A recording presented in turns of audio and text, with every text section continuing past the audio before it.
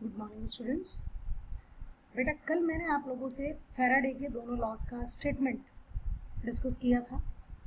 एक बार मैं फिर से उनको रिपीट कर रही हूँ और आज हम इससे रिलेटेड न्यूमेरिकल्स और थोड़ा सा आगे का टॉपिक डिस्कस करेंगे।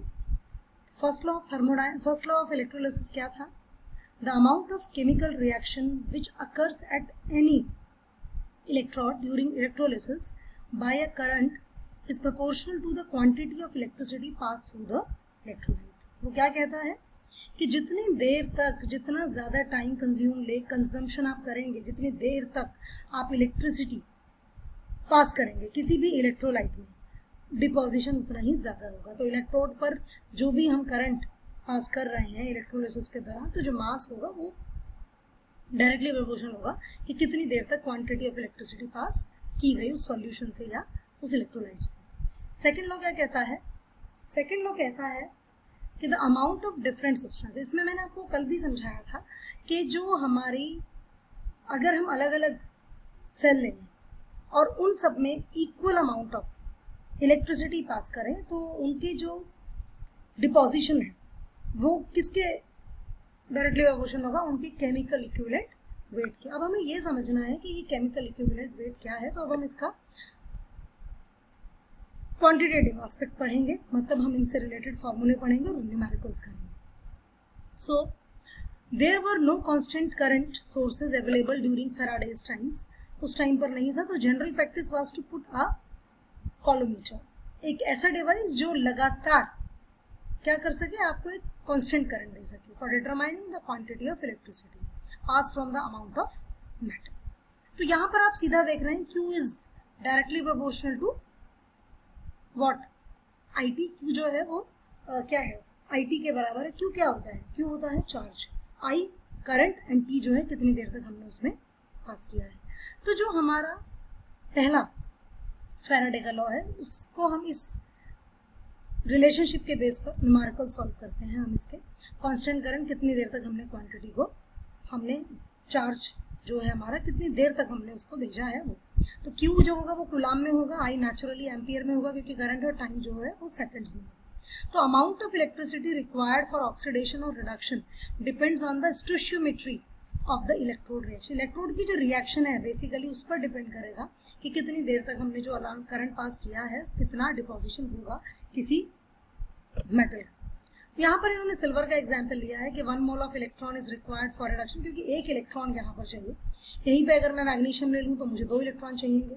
बेटा यहीं अगर मैं एल्यूमिनियम ले लूँ तो वहाँ जो 3 इलेक्ट्रॉन चाहिए। तो यहाँ पर इन्होंने एक इलेक्ट्रॉन को बेसिकली 1 फैराडे के से कंपेयर किया है, तो वहीं उसी ने वैल्यू दी है और 1 फैराडे की उसने वैल्यू भी निकाली है 96,487 कूलाम पर मोल, 1 मोल के हिसाब से कि 1 मोल को डिपॉजिट होने में कितना फैराडे यूज होगा।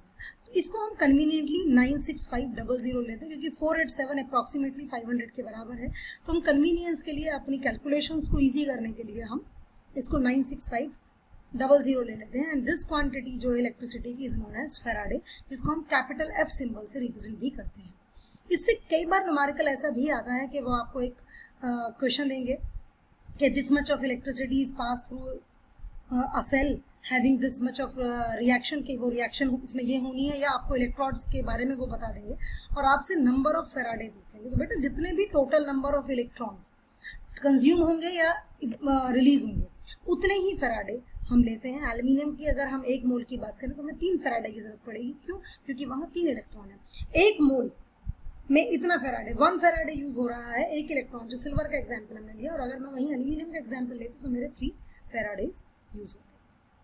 अब देखो इन्होंने आगे वही एग्जाम्पल्स लिए हैं। मैग्नीशियम का एग्जाम्पल लिया है तो 2 इलेक्ट्रॉन, एल्यूमिनियम का लिया है तो 3 इलेक्ट्रॉन। तो इसका मतलब क्या हुआ? मैग्नीशियम के केस में 2 मोल्स इलेक्ट्रॉन मतलब 2 फैराडे, और 3 मोल्स इलेक्ट्रॉन एल्यूमिनियम के केस में होगा तो वहाँ पर 3 फैराडे। तो this is the way in which we carried out the numerical. अब नीचे कुछ न्यूमेरिकल्स आपके बुक में सॉल्व भी दिए हैं, आज हम उन्हें डील करते हैं और उसके बाद हम अनसॉल्व न्यूमेरिकल्स भी डील करेंगे। एक बात और मुझे यहाँ मेंशन करनी है कि जो कमर्शियल प्रोडक्शन होता है मेटल्स का, वहाँ पर जो हमारे करंट होती है वो बहुत हाई हम करंट भेजते हैं। 50,000 amperes are use, that amount that is 0.518 Faraday per second के हिसाब से। इतना ज़्यादा वैल्यू भेजते हैं। एंड एक चीज़ और मैंने आपको कल भी बताई थी कि हम यहाँ पर डीसी करंट का इस्तेमाल करते हैं, हम यहाँ पर एसी करंट का इस्तेमाल नहीं करते हैं, डायरेक्ट करंट का यूज़ करते हैं, अल्टरनेटिंग करंट का इस्तेमाल नहीं करते। बताया था क्यों, ऐसा क्यों है, क्योंकि अगर हम अल्टरनेटिंग करंट का यूज़ करेंगे तो पोलैरिटी बार बार जो इलेक्ट्रोड्स हैं उनकी चेंज होती रहेगी। जिस इलेक्ट्रोड पर थोड़ी देर पहले ऑक्सीडेशन हो रहा था अब उस पर रिडक्शन होगा तो हमें कोई रिजल्ट नहीं मिल पाएगा। दैट इज वाई हम वहाँ पर डायरेक्ट करंट का यूज़ करते हैं ना। A question is given in your book, a solution of copper sulphate is electrolysed for 10 minutes. 10 minute के लिए एक कॉपर सल्फेट के सॉल्यूशन को इलेक्ट्रोलाइज किया गया, मतलब आपको टाइम दे दिया 10 मिनट्स, जिसमें कि आगे दिया है with a current of 1.5 ampere. तो करंट की आई की वैल्यू दे दी है, that is 1.5 meter ampere sorry.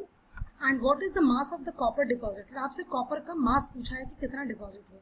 बेटा सीधा सा क्वेश्चन है, टाइम हमारा मिनट्स में, हम उसको सेकंड्स में कन्वर्ट करेंगे। करंट हमारा एम्पियर में है, दैट इज ओके, उससे हमें कुछ नहीं करना है। वहां से हम चार्ज निकाल सकते हैं, Q is equals to IT। हमारा चार्ज की वैल्यू आई है 900 कूलाम, मतलब 900 कूलाम हमने उसमें पास किया। अब हमारा कॉपर सल्फेट का सॉल्यूशन, तो नेचुरल सी बात है हम उसका रिडक्शन लिखेंगे कि कॉपर में कॉपर सल्फेट है, तो नेचुरल सी बात है कि कॉपर इसमें क्यूप्रिक फॉर्म में है, +2 स्टेट में है, 2 इलेक्ट्रॉन लेगा और कॉपर डिपॉजिट होगा। तो 2 फेराडे यहाँ यूज होंगे, तो 1 फेराडे है 96500, तो 2 फेराडे उससे 2 से मल्टीप्लाई करेंगे। ये मुझे 1 मोल ऑफ सब्सटेंस को डिपॉजिट करने के लिए चाहिए। 1 मोल ऑफ सब्सटेंस, कॉपर का जो मास होता है वो होता है 63 ग्राम, ठीक है। तो 63 ग्राम को डिपॉजिट करने के लिए मुझे 2 फेराडे चाहिए, तो 900 कूलाम जो है वो कितना कॉपर डिपॉजिट करेगी, simple 63 multiply 900 divided by 2 Faradays and you get the answer, and the answer is 0.2938 grams. This is the way in which we solve the numericals. हम इस तरीके से न्यूमेरिकल्स को सॉल्व करते हैं। तो ये बहुत इंपॉर्टेंट पार्ट है।